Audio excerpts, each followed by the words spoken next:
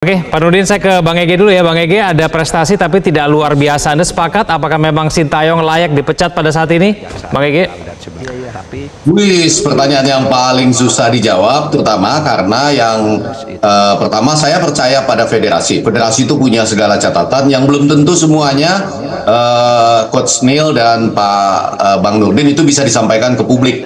Ya, jadi misalnya saya rasa ini tidak hanya persoalan teknis ya dalam konteks bagaimana menjadi seorang pelatih, kemudian bagaimana hitung-hitungan kita bisa lolos ke Piala Dunia dari 4 pertandingan yang tersisa, tapi juga bagaimana selama ini terjadi, dan itu sudah disebutkan oleh Bapak Ketua Umum dalam konteks komunikasi.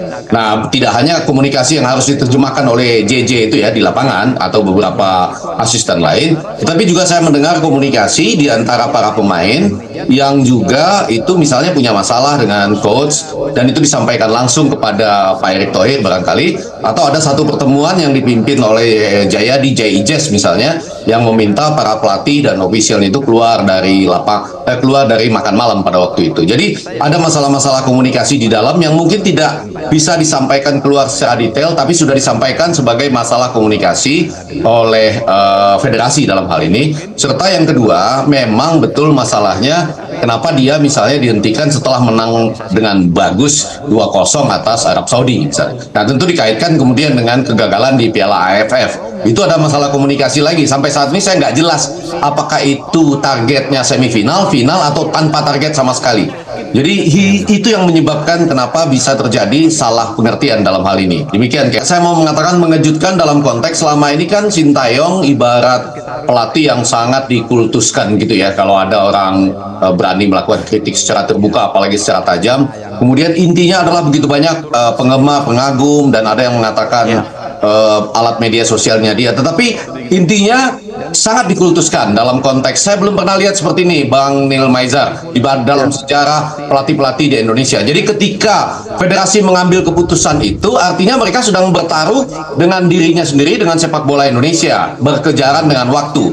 Karena jelas saja, 2 pertandingan lagi saja, 20 dan 25 Maret misalnya, siapapun yang melatih, disebut sini Patrick Kluivert misalnya, kalau itu dia tidak berhasil, maka sekarang setelah melakukan pemecatan terhadap Sintayong ini, maka bola atau segala serangan akan berbalik kepada federasi, gitu ya. Saya sangat yakin itu diperhitungkan dengan sungguh-sungguh. Jadi Kevin, ini adalah mengejutkan karena Sintayong begitu dipuja dibandingkan pelatih-pelatih lain dalam sejarah Indonesia, Neil Maizar atau misalnya Luis Mia pada waktu dan lain sebagainya ketika kita bicara kualifikasi Piala Dunia. Nah, tapi pada bagian yang sangat penting, kenapa itu dilakukan oleh federasi?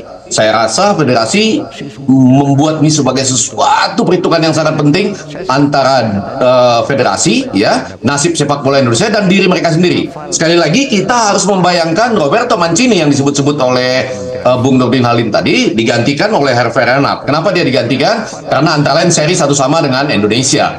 Lalu begitu dia digantikan oleh Hervé Renard, malah Saudi Arabianya kalah 0-2 di GBK begitu. Jadi ada pertaruhan-pertaruhan seperti itu loh yang nanti akan terjadi, Kevin Negan. Iya, sebelum saya ke Coach Neil, kita bicara sekarang pelatih penerus ya nih Bang Ege ya. Pelatih penerus ini akan berada dalam situasi yang sulit nih Bang Ege, karena ada 4 laga krusial, ekspektasi publik yang sangat tinggi, lalu kemudian harus menyatukan ruang ganti dengan waktu persiapan yang sangat mepet begitu ya. Bang Ege, apakah ini cukup bisa dilakukan oleh seseorang yang bisa berbahasa Belanda begitu? Oh ya, kalau dalam konteks komunikasi tadi kan menguntungkan. Jadi artinya memotong 1-2 bahasa. Jadi karena ini sebagian besar dari timnas kita kebetulan memang pemain-pemain abroad yang bermain di Belanda pada dasarnya ya, ditambah lagi dengan Martin Paes dan kemudian Jayadi, dan rata-rata itu boleh kita katakan saat ini bermain di Belanda. Jadi bahasa mungkin lebih praktis. Itu salah satu keuntungan dibandingkan dengan Sintayong misalnya. Tetapi tekanan waktu dalam 2 pertandingan lagi ini sangat menentukan, apalagi kalau kita serius ingin mengetahui ya bagaimana latar belakang. Misal kalau ini disebutkan dalam judul adalah Patrick Kluivert, dia relatif tidak terlalu sukses ya menangani apa. Kalau sesama timnas misalnya Curacao itu ya, baik dalam konteks pelatih beneran, kemudian sebagai caretaker ya 2015 sampai 2016, dan kemudian sebagai caretaker 2021 itu tidak terlalu cemerlang. Memang jumlah gol yang dihasilkan lebih banyak karena dia adalah penyerang ya, 17 gol, 9 kemasukan, 10 gol dengan 8 kemasukan. Jadi kalau itu diharapkan dari penyerang mungkin bisa gitu. Tapi yang mau saya katakan adalah orang akan selalu membandingkan antara Sintayong dengan Patrick Kluivert. Tapi kabar baiknya konon Patrick Kluivert tidak datang sendiri. Dia akan juga membawa pelatih penyerang dan kemudian pelatih-pelatih lain yang dibutuhkan sebagaimana Sintayong pada waktu datang dulu. Tapi Kevin Egan dan para pemirsa sampai hari ini masih seliweran juga beritanya. Saya baca terakhir itu agennya mengatakan belum menandatangani sesuatu itu. Oke, saya ke Coach Neil. Coach Neil, pertandingan pertama pelatih penerus ini nanti melawan Australia di kandangnya Australia. Kita berlaga tandang dalam waktu 2 bulan. Bisakah seorang pelatih kemudian bisa menyatukan ruang ganti, memberikan komunikasi yang baik, memilih pemain yang tepat begitu dalam waktu 2 bulan? Di tahap-tahap awal pemerintah. Kalau saya pikir cukup Bang, karena memang 2 bulan itu cukup bagus ya persiapannya. Tentu Patrick dengan staffnya itu nanti akan memberi akan menganalisis apa yang sudah dilakukan STY selama pertandingan di Piala Dunia ini. Terus menganalisis juga siapa-siapa pemain yang kompetensi yang pasti sangat luar biasa di pertandingan sebelumnya. Jadi saya pikir ketika ada transfer transfer pelatihan ini, saya pikir Patrick Kluivert sudah mempunyai semacam cara berpikir untuk menyatukan pemain-pemain yang ada di Indonesia ini, diaspora juga pemain lokal. Mungkin secara taktikal tentu secepatnya Patrick akan menerapkan apa desain program game plan untuk menghadapi Australia, karena kan selama ini kan anak-anak menerapkan strategi apa yang sudah dilakukan oleh STY. Nah, kita lihat mudah-mudahan, tapi saya yakin ini akan cepat berlalu karena adaptasi, apalagi secara umum 60-70% itu kan pemain di Eropa, lebih banyak di Eropa, dan beberapa pemain Belanda ada di sekitar 50%. Komunikasi cukup bagus, diskusi juga bagus, mindsetnya terbuka, mungkin cara berpikirnya sudah berubah. Saya pikir transfer knowledge dari Patrick dan ke seluruh pemain yang ada di tim nasional untuk nanti, saya pikir akan lebih cair karena komunikasi dua arah antara pemain dengan pelatih secara langsung.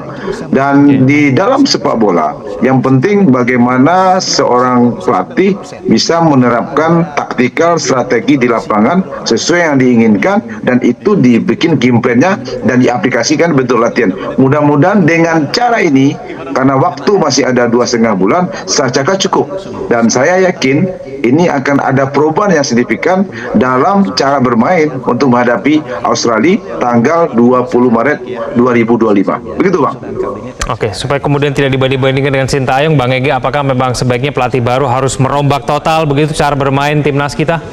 Dan bisa saja nanti Enggak juga, karena saya rasa seperti yang tadi juga disampaikan oleh Bung Nurdin Halid dan Coach Neil, tentu saja ada basis-basis cara bermain timnas kita yang selama ini sudah dianggap baik ya, hanya beberapa kemudian hubungan pribadi dan komunikasi yang sulit itu yang menjadi masalah. Tapi yang menarik Kevin Egan dan para pemirsa adalah tentu saja waktu Sintayong datang dia disambut sebagai penuh harapan karena pernah mengalahkan Jerman 2-0 dan lain sebagainya. Sementara Patrick Kluivert seperti yang kita baca sekarang kurang terlalu mentereng, tapi berjanji membawa tim ya, dan staff tentu saja ada pelatih kiper, pelatih penyerang, pelatih fisik dan lain-lain sudah disebutkan oleh Bang Daniel Mezar tadi. Nah, karena itu mulainya akan menjadi berbeda. Jadi kita tahu juga mungkin 34-40% mungkin ya pemain yang akan ada di timnas kita pada saat ini berasal dari liga yang ada di Indonesia. Sementara pemain-pemain yang bermain di luar negeri abroad itu mungkin baru bergabung sekitar seminggu sebelum pertandingan nanti,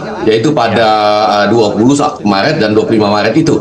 Jadi di situ dibutuhkan dua hal. Yang pertama, semakin mengompakkan diri dengan pemain-pemain yang ada di tim-tim di Liga 1 kita ya. Sementara pada bagian lain komunikasi sudah berjalan dan mudah-mudahan sudah ada bentuk-bentuk komunikasi yang sangat terbiasa dengan Belanda dan yang bermain di Eropa dan di luar negeri itu. Saya rasa bentuk permainan kita mungkin tidak demikian berubah, tetapi diharapkan dengan Kluivert ini ada banyak kesempatan untuk menampilkan sepak bola yang lebih menyerang lagi. Di samping sekali lagi seperti yang tadi dikatakan ada gaya-gaya yang selama ini sudah menjadi ciri khas Indonesia juga. Demikian informasi yang dapat saya sampaikan untuk hari ini. Semoga memberi manfaat. Salam dan doa kami untuk keluarga dalam perlindungan Allah, dalam dekap kasih sayang Rahman dan Rohim Allah Subhanahu wa Ta'ala. Allahumma amin. Terima kasih. Wassalamualaikum warahmatullahi wabarakatuh.